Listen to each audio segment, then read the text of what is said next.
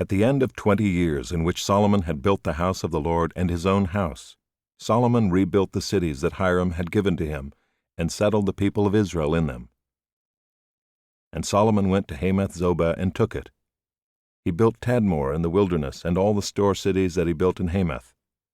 He also built Upper Beth-horon and Lower Beth-horon, fortified cities with walls, gates, and bars, and Baalath and all the store cities that Solomon had, and all the cities for his chariots, and the cities for his horsemen, and whatever Solomon desired to build in Jerusalem, in Lebanon, and in all the land of his dominion. All the people who were left of the Hittites, the Amorites, the Perizzites, the Hivites, and the Jebusites, who were not of Israel, from their descendants who were left after them in the land, whom the people of Israel had not destroyed, these Solomon drafted as forced labor, and so they are to this day.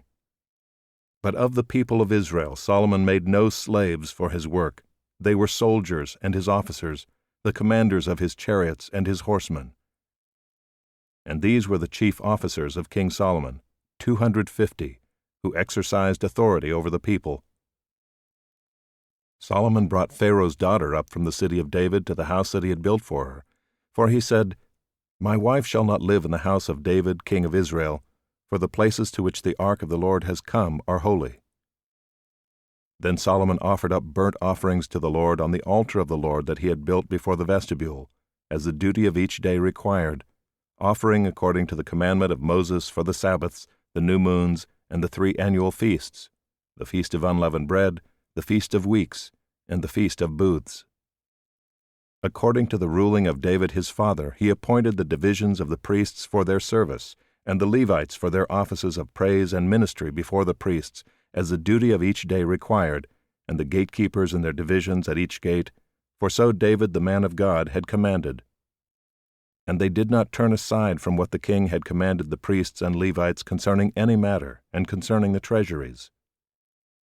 Thus was accomplished all the work of Solomon from the day the foundation of the house of the Lord was laid, until it was finished. So the house of the Lord was completed. Then Solomon went to Ezion-Geber and Eloth on the shore of the sea, in the land of Edom.